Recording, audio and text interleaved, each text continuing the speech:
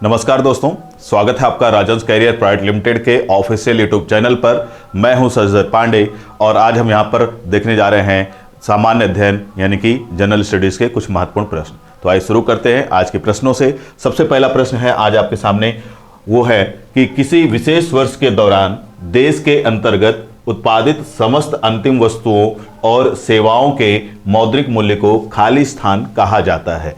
पहला ऑप्शन दिया है सकल घरेलू उत्पाद, दूसरा ऑप्शन दिया गया है प्रति व्यक्ति आय, तीसरा ऑप्शन है राष्ट्रीय आय और चौथा दिया है निवल घरेलू उत्पाद। तो ये जो प्रश्न है अर्थव्यवस्था से जुड़ा हुआ प्रश्न है और बहुत ही महत्वपूर्ण प्रश्न है। क्या पूछा गया है उसको जरा ध्यान दीजिएगा। लिखा हुआ है कि किसी विशेष वर्ष के दौरान देश के अंतर्गत उत्पादित सभी अंतिम वस्तुओं और सेवाओं के मौद्रिक मूल्य को क्या कहा जाता है। तो यहां पर आपको जो ध्यान में रखने की वाली बात है वो है कि देश के अंतर्गत, किसके अंतर्गत, देश यानी कि किसी देश की घरेलू सीमा के अंतर्गत उत्पादित सभी अंतिम वस्तु और सेवा के मौद्रिक मूल्य को क्या कहा जाता है। तो आप सभी को पता होना चाहिए कि किसी देश की घरेलू सीमा के अंतर्गत एक वित्तीय वर्ष के अंदर उत्पादित सभी अंतिम वस्तु और सेवाओं के मौद्रिक मूल्य के योग को हम लोग कहते हैं उस देश की सकल घरेलू आय, सकल घरेलू उत्पाद, यानी कि ऑप्शन ए इस प्रश्न का सही जवाब होगा, ग्रॉस डोमेस्टिक प्रोडक्ट, सकल घरेलू उत्पाद। तो ध्यान रखेंगे इस प्रश्न का सही जवाब क्या है, ऑप्शन ए। बढ़ते अपने अगले प्रश्न की ओर। हमारा अगला प्रश्न है, निम्नलिखित में से किस राज्य में अबोर पहाड़ियां स्थित हैं। तो ये ज्योग्राफी से जुड़ा हुआ एक सामान्य सा तथ्यात्मक प्रश्न है। 4 ऑप्शन है आपके सामने, पश्चिम बंगाल, असम, सिक्किम और अरुणाचल प्रदेश। तो आपको पता होना चाहिए कि अबोर पहाड़ियां जो हैं वो भारत के पूर्वोत्तर यानी कि सबसे पूर्वी राज्य अरुणाचल प्रदेश में स्थित है। कौन से राज्य में, तो ऑप्शन डी जो यहां पर दिया गया है, कौन सा राज्य, अरुणाचल प्रदेश, वहां पर ही आपको दिखाई देती है कौन सी पहाड़ियां, अबोर पहाड़ियां। बढ़ते अपने अगले प्रश्न की ओर। हमारा अगला प्रश्न है, 11 जुलाई को प्रत्येक वर्ष खाली स्थान के रूप में मनाया जाता है। तो ये भी एक सरल सा तथ्यात्मक प्रश्न है जो कि जनसंख्या या जनसांख्यिकी से जुड़ा हुआ है। 4 ऑप्शन दिए गए हैं।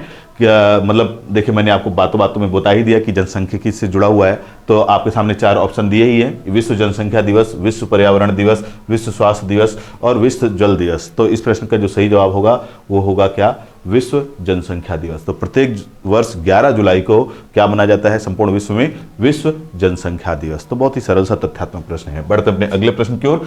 हमारा अगला प्रश्न है, संविधान से जुड़ा हुआ दिख रहा है ये प्रश्न, 52वें संविधान संशोधन अधिनियम 1985 के द्वारा जोड़ी गई संविधान की खालिस्तान अनुसूची दल बदल के आधार पर किसी व्यक्ति की संसद के किसी भी सदन या राज्य की विधानसभा या विधान परिषद के सदस्य के रूप में अयोग्यता से संबंधित है। तो एक बहुत ही महत्वपूर्ण प्रश्न है और ये अनुसूचियों से जुड़ा हुआ प्रश्न है। आपको पता है कि हमारे भारतीय संविधान में कुल वर्तमान में 12 अनुसूचियां दिखाई देती हैं।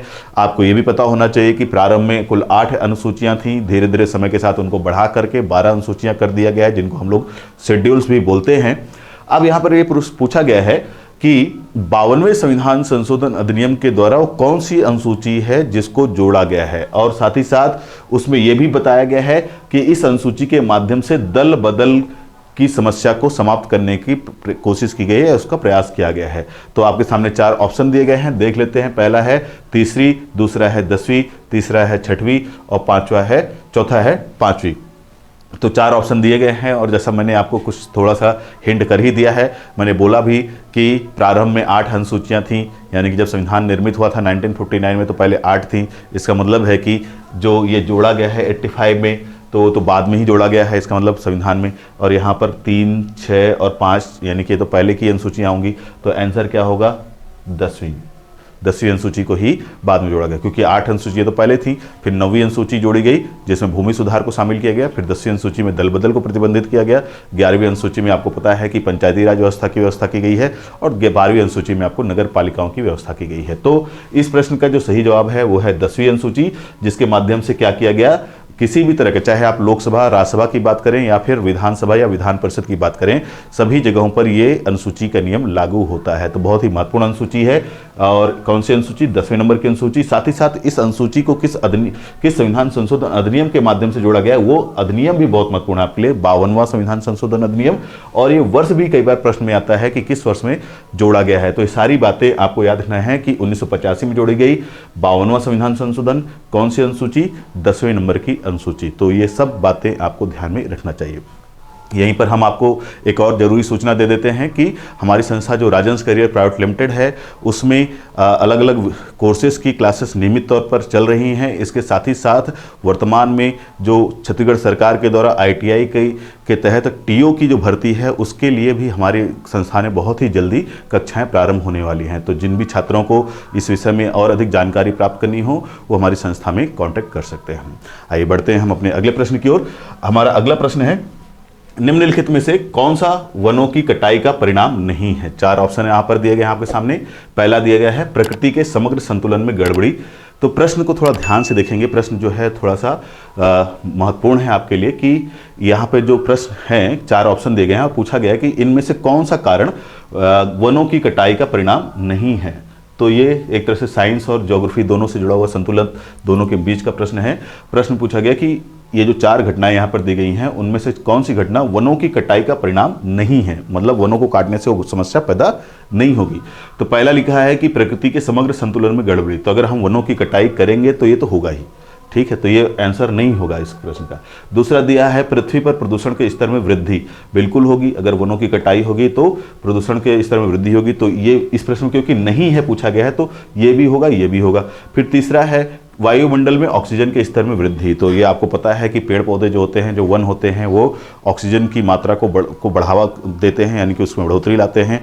अब अगर आप पेड़ पौधों को और वनों को काट देंगे तो ऑक्सीजन की मात्रा में वृद्धि कैसे होगी? तो इस प्रश्न का जो सही जवाब होगा वो यही होगा, ऑप्शन सी, वायुमंडल के में ऑक्सीजन के स्तर में वृद्धि। जो आंसर दिया है वो गलत है। मतलब प्रश्न में पूछा गया, प्रश्न को ध्यान दीजिएगा, प्रश्न पूछा गया वनों की कटाई का परिणाम नहीं है, तो वनों को काटने से ये नहीं होगा, मतलब ऑक्सीजन बढ़ेगा नहीं, ऑक्सीजन घटेगा। ठीक है, ध्यान रखेंगे, ऑक्सीजन क्या होगा? घटेगा। इसके अलावा भूजल के स्तर में वृद्धि, तो भूजल के स्तर में कमी, तो हाँ ये भी जो चीज़ है तो ये भी आपको दिखाई देता है कि भूजल के स्तर में क्या होगी? कमी होगी। तो वनों की कटाई का परिणाम नहीं है, तो ये भी आंसर इसमें नहीं होगा। ध्यान रखेंगे, प्रश्न को ध्यान से देखिएगा, वनों की कटाई का परिणाम नहीं है। तो भूजल के स्तर में कमी, तो ये डायरेक्टली इससे रिलेटेड नहीं है, इसको थोड़ा सा आप ध्यान रखेंगे। भूजल के स्तर में कमी के कई दूसरे कारण होते हैं, वो सीधे सीधे वो वनों की कटाई से जुड़ा हुआ नहीं दिखाई देगा। तो यहाँ पर जो इस प्रश्न का सही जवाब होगा वो होगा वायुमंडल के में ऑक्सीजन के स्तर में वृद्धि जो है दो दिया है वो थोड़ा सा गलत है। आप ध्यान रखेंगे, अगर आप वनों को काटेंगे तो ऑक्सीजन के स्तर में कमी होती है, तो इस बात को थोड़ा समझे रहिएगा। बढ़ते हैं अपने अगले प्रश्न की ओर। हमारा अगला प्रश्न है, महान फुटबॉल खिलाड़ी डिएगो माराडोना, क्या नाम है उनका? डिएगो माराडोना का नवंबर 2020 में निधन हो गया। उन्होंने निम्नलिखित में से किस देश का प्रतिनिधित्व किया था? तो ये एक सरल सा तथ्यात्मक प्रश्न है, खेलों से जुड़ा हुआ प्रश्न। इस तरह के प्रश्न भी अलग अलग परीक्षाओं में प्राय आते रहते हैं। और प्रश्न में पूछा गया कि उनका संबंध किस देश से था? तो 4 ऑप्शन दिए गए हैं, पहला है फ्रांस, दूसरा है स्पेन, तीसरा अर्जेंटीना, चौथा है ब्राजील। तो बिल्कुल ध्यान रखेंगे, विश्व के महानतम फुटबॉल खिलाड़ी हैं और इनका जो संबंध था वो था दक्षिण अमेरिकी देश। ध्यान रखेंगे कौन सा देश? तो दक्षिण अमेरिकी यानी लैटिन अमेरिकी देश अर्जेंटीना से संबंध था उनका। उस देश के सबसे महान फुटबॉल खिलाड़ी हैं आज तक के। और एक तथ्य और महत्वपूर्ण है कि इसी देश ने 2022 का विश्व का फुटबॉल विश्व कप जीता है। ये भी एक बहुत महत्वपूर्ण तथ्य है आपके लिए, करंट अफेयर से जुड़ा हुआ है। साथ ही साथ इस जो 2022 का फुटबॉल विश्व कप है जिसको जीता है अर्जेंटीना ने, उस टीम के कप्तान का भी नाम आपको पता होना चाहिए, क्योंकि ये भी अपनी टीम के कभी कप्तान रहे हैं। तो उस टीम के वर्तमान कप्तान है, मतलब अर्जेंटीना की टीम के वर्तमान कप्तान हैं लियोनल मेस्सी। तो ये नाम भी आपको याद रखना चाहिए। साथ ही साथ एक और बहुत ही महत्वपूर्ण घटना आपको मैं अब बता देता हूँ कि इसी लैटिन अमेरिका मतलब दक्षिण अमेरिका महाद्वीप का एक और पड़ोसी देश है अर्जेंटीना का ब्राजील, और उसके दुनिया के सबसे महान फुटबॉल खिलाड़ी पेले का भी हाल ही में निधन हुआ है। तो ये भी आपके लिए महत्वपूर्ण प्रश्न हो सकता है कि पेले का संबंध किस देश से था? तो उनका संबंध ब्राजील से था और उन्हें दुनिया का सबसे महानतम फुटबॉल खिलाड़ी आज तक का माना जाता है। और ये डिएगो माराडोना और कौन? पेले, ये दोनों अपने समय के सर्वकालिक महान फुटबॉलर हैं, ऐसा ये ध्यान रखेंगे आप। तो सारे ही तथ्य बड़े ही महत्वपूर्ण हैं आप सबके लिए। बढ़ते हैं अपने अगले प्रश्न की ओर। हमारा अगला प्रश्न है, निम्नलिखित में से कौन एक भारतीय बैडमिंटन खिलाड़ी है? 4 ऑप्शन दिए गए हैं, आशीष कुमार, सतीश कुमार, विकास कृष्ण और बी साई प्रणीत। तो ये खेल से जुड़ा हुआ तथ्यात्मक प्रश्न है और इस प्रश्न का जो सही आंसर होगा वो होगा बी साई प्रणीत। ठीक है, ध्यान रखेंगे कौन है इस प्रश्न का सही आंसर? बी साई प्रणीत ही इस प्रश्न का सही आंसर है। इसके बाद बढ़ते हैं हम अपने अगले प्रश्न की ओर। हमारा अगला प्रश्न है, निम्नलिखित में से कौन इब्राहिम लोदी को पराजित करने के बाद पहला मुगल सम्राट बना? तो ये एक महत्वपूर्ण ऐतिहासिक प्रश्न है, भारत के इतिहास से जुड़ा हुआ, मध्यकालीन भारतीय इतिहास से जुड़ा हुआ एक महत्वपूर्ण प्रश्न है। और प्रश्न पूछा गया है कि इन 4 ऑप्शन में से वो कौन सा ऑप्शन है जो एक सल्तनत कालीन शासक कौन इब्राहिम लोदी के बाद अगला शासक बना। प्रश्न ध्यान से देखिएगा कि इब्राहिम लोदी को पराजित करने के बाद पहला मुगल सम्राट कौन सा बना। तो आपको थोड़ा सा यहाँ पर भारतीय इतिहास के बारे में जानकारी होनी चाहिए, मध्यकालीन भारतीय इतिहास के बारे में, कि मध्यकालीन भारतीय इतिहास में जो हमको देखने को मिलता है कि 2 भागों में बटा हुआ देखने को मिलता है, एक है सल्तनत काल और दूसरा जो आपको दिखाई देता है वो मुगल काल। तो जो सल्तनत काल है उसमें आपको 5 वंश दिखाई देंगे। कौन कौन से वंश? तो आपको याद होना चाहिए, गुलाम वंश, खिलजी वंश, इसके अलावा तुगलक वंश, सैयद वंश और लोदी वंश। तो लोदी वंश जो है वो सल्तनत काल का अंतिम वंश माना जाता है। और इस लोदी वंश का भी जो अंतिम शासक हमको दिखाई देता है वो दिखाई देता है कौन? इब्राहिम लोदी। तो ये बहुत ही महत्वपूर्ण प्रश्न है कि इब्राहिम लोदी लोदी वंश का भी अंतिम शासक है और पूरे सल्तनत काल के इतिहास का भी अंतिम शासक है। और इसको पराजित करने वाला कौन दिखाई देता है? तो मुगल वंश का संस्थापक कौन? बाबर। प्रश्न यही है और इसका आंसर है बाबर।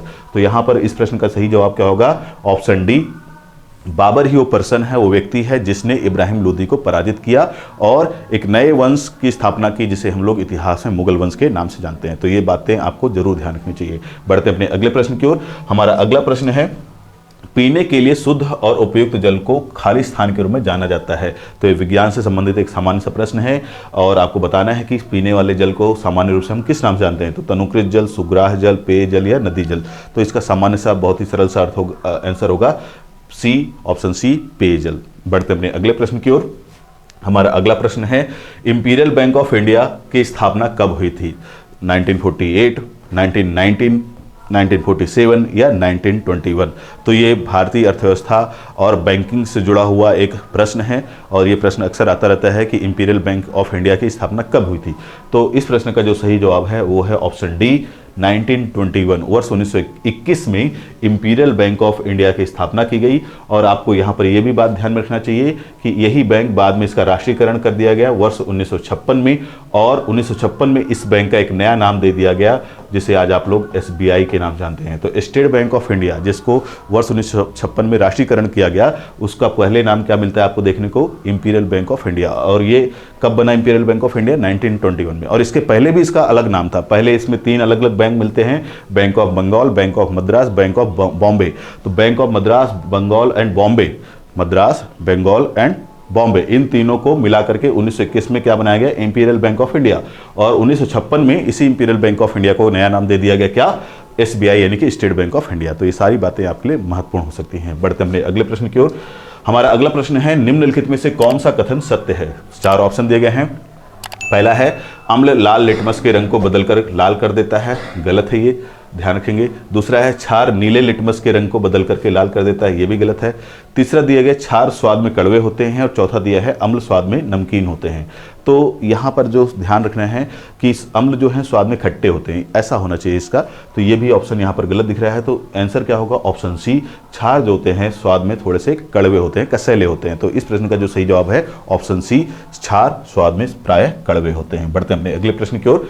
केंद्रीय प्रदूषण नियंत्रण बोर्ड CPCB का गठन खाली स्थान के तहत किया गया था। तो ये 4 अलग अलग अधिनियम हैं और ये एक तथ्यात्मक प्रश्न है, साइंस से जुड़ा हुआ, विज्ञान के क्षेत्र से जुड़ा हुआ। पहला ऑप्शन है, जल प्रदूषण एवं प्रदूषण निवारण एवं नियंत्रण अधिनियम 1974। दूसरा है, राष्ट्रीय पर्यावरण न्यायाधिकरण अधिनियम 1905। सी ऑप्शन दिया गया है, वायु प्रदूषण निवारण एवं नियंत्रण अधिनियम 1981। और चौथा ऑप्शन दिया गया है, राष्ट्रीय पर्यावरण अपीलीय प्राधिकरण अधिनियम 1997। तो ये एक तथ्यात्मक प्रश्न है और ध्यान रखेंगे कि केंद्रीय प्रदूषण नियंत्रण बोर्ड CPCB का गठन जो है वो ऑप्शन ए जो दिया है उसके तहत किया गया था, अर्थात जल प्रदूषण निवारण एवं नियंत्रण अधिनियम 1974 के माध्यम से CPCB का गठन भारत में किया गया है। तो ये आपको याद रखना चाहिए।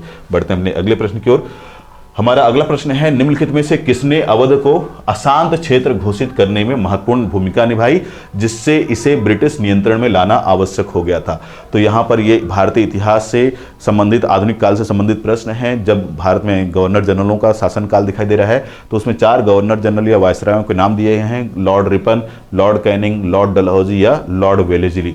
तो प्रश्न जो जुड़ा हुआ है वो ध्यान दीजिएगा किससे जुड़ा हुआ है? अवध से जुड़ा हुआ। अवध वही क्षेत्र है जिसको वर्तमान में आप लखनऊ कानपुर का क्षेत्र कह सकते हैं, तो वो अवध है, उत्तर प्रदेश का वो क्षेत्र। और ये प्रश्न कहीं न कहीं 1857 के क्रांति या विद्रोह से जुड़ा हुआ है।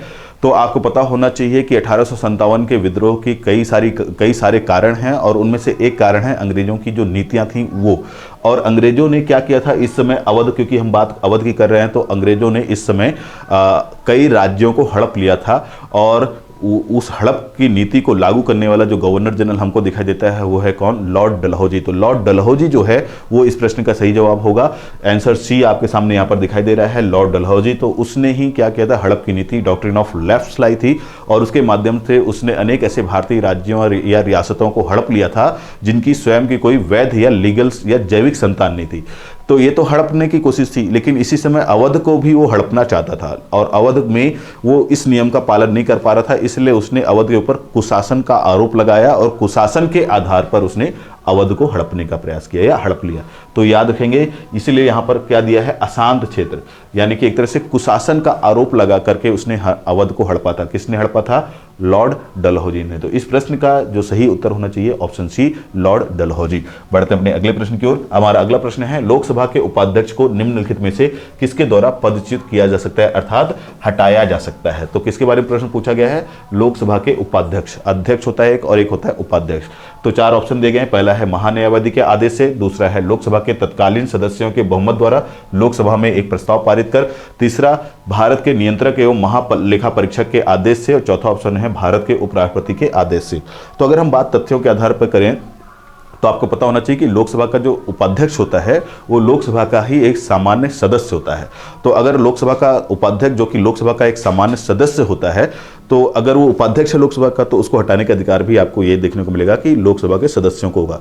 तो पहले तो आप जान लीजिए कि इसको नियुक्ति कौन देते हैं, यानी उसको एक तरह से चुनते कौन है उपाध्यक्ष? तो लोकसभा के जो सामान्य सदस्य होते हैं वही ही उसे अपने सामान्य बहुमत से उपाध्यक्ष चुनते हैं, और यही प्रक्रिया सेम उसको हटाने की भी है, यानी कि चुनेंगे भी वही लोकसभा के सदस्य, और उसको उसके पद से हटाएंगे भी कौन? लोकसभा के सदस्य। तो यहां पर अगर हम बात करें ऑप्शंस में, तो ऑप्शन बी में ऐसी बातें देखने को मिलती हैं कि लोकसभा के तत्कालीन सदस्यों के बहुमत द्वारा लोकसभा में एक प्रस्ताव पारित कर उसे हटाया जा सकता है। तो ऑप्शन बी इस प्रश्न का बिल्कुल सही जवाब है। इसके बाद बढ़ते हैं अपने अगले प्रश्न की ओर। हमारा अगला प्रश्न है, सुमो कुश्ती या सुमो रेसलिंग प्रतिस्पर्धा की उत्पत्ति किस देश से हुई है? तो एक बहुत ही सरल सा तथ्यात्मक प्रश्न है जो कि खेलों से जुड़ा हुआ है। सुमो पहलवानी आप सभी जानते होंगे, कई लोग देखे भी होंगे, उसी से जुड़ा प्रश्न है, और पूछा गया है कि वो इन चारों में से किस देश से संबंधित है या किस देश में इस खेल का जन्म हुआ है। तो 4 ऑप्शन है, इंडोनेशिया, जापान, दक्षिण कोरिया और वियतनाम। तो इस प्रश्न का सही जवाब है ऑप्शन बी, जापान ही वो देश है जहां पर सुमो कुश्ती या सुमो पहलवानी की शुरुआत हुई है। तो ये आप ध्यान रखेंगे, ऑप्शन बी ही इस प्रश्न का सही जवाब है। तो ये जो हमने आज सारे प्रश्न देखे हैं बड़े ही महत्वपूर्ण प्रश्न हैं, और अक्सर इस तरह के प्रश्न एग्जाम्स में, परीक्षाओं में आते रहते हैं। तो ये आप ध्यान रखेंगे, इन पर प्रश्न आ सकते हैं, संभावना है। आज हमने जो इस वीडियो में बहुत सारी बातें की हैं उनसे कहीं भी प्रश्न आ सकते हैं। तो आज के इस वीडियो में केवल इतना ही। मिलते हैं अपने अगले वीडियो में, तब तक के लिए धन्यवाद।